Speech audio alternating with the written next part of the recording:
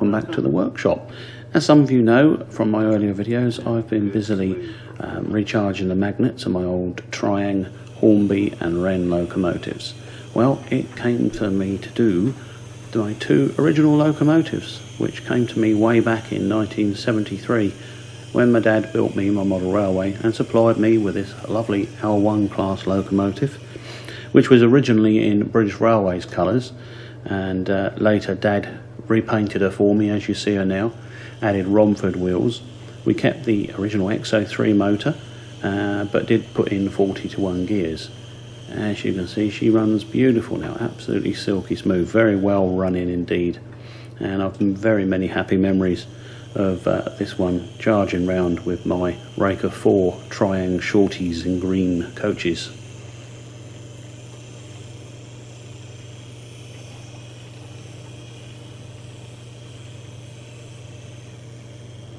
The original wheels would have been very coarse indeed, the original Triangs, and wouldn't have gone through modern point work. I think we changed them out in about 1980, so she went quite a long time before being changed over.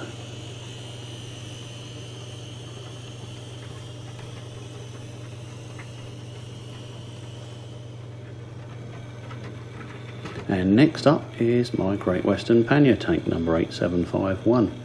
Now all that we did on this one was change the wheels to Romfords and remove the smoke machine that used to be inside. It used to drop this oil down the chimney into this hole on this heating element, and provided you ran the loco at breakneck speed, you get smoke coming out the chimney. Well, this eventually rotted the body, so this is body number 2, a bit like Trigger's broom really. But no, she's been around again since 1973.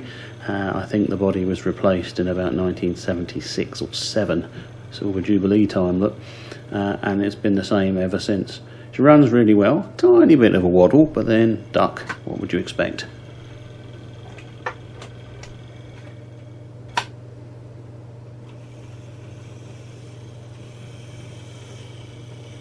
So here they are both together. The Pannier Tank's a little bit more eager than the L1, which is much more sedate and doesn't like to rush about like these little tank engines.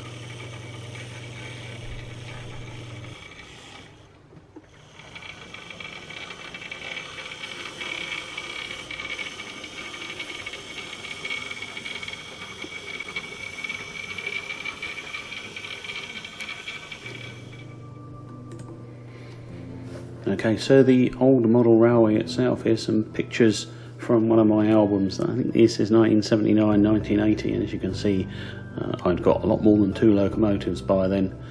Still not particularly advanced. There's a B12, a standard class 4 there, a Terrier.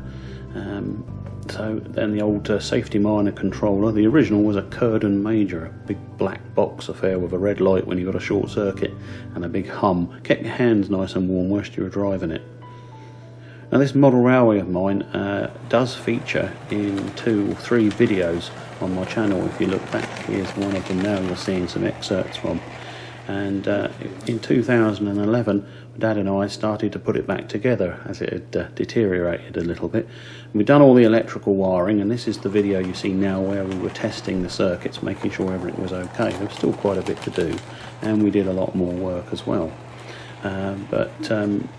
Very sadly, in 2013, my dad's house was flooded and a local stream burst its banks, and the whole model railway got extensive damage.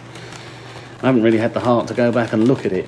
We've stored it and tried to clean it as best we could, but flood water is never good for these sorts of things.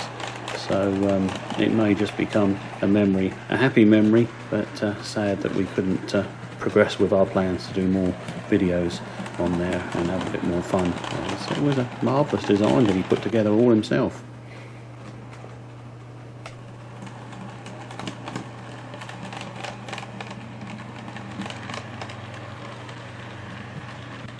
You can see there's a Bachmann 2 EPB, a Haugen class 28 there, and later on you'll see a Terrier. As I say, I will put links in the more information box to the 2 videos which was made on this layout. As I say, sadly we did have plans for many more different eras and scenes, but the flood put paid to that. We might, if there's time, have a look and see if we can put it back together.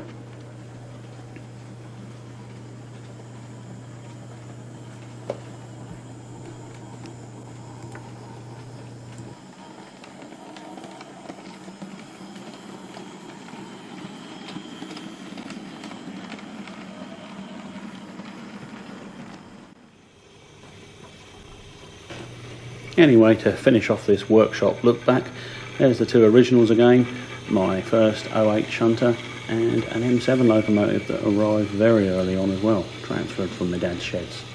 And a nice 4-loco cavalcade, all using good old-fashioned open frame motors. None of this tin can nonsense. Hope you enjoyed the look back with me. See you later. Bye.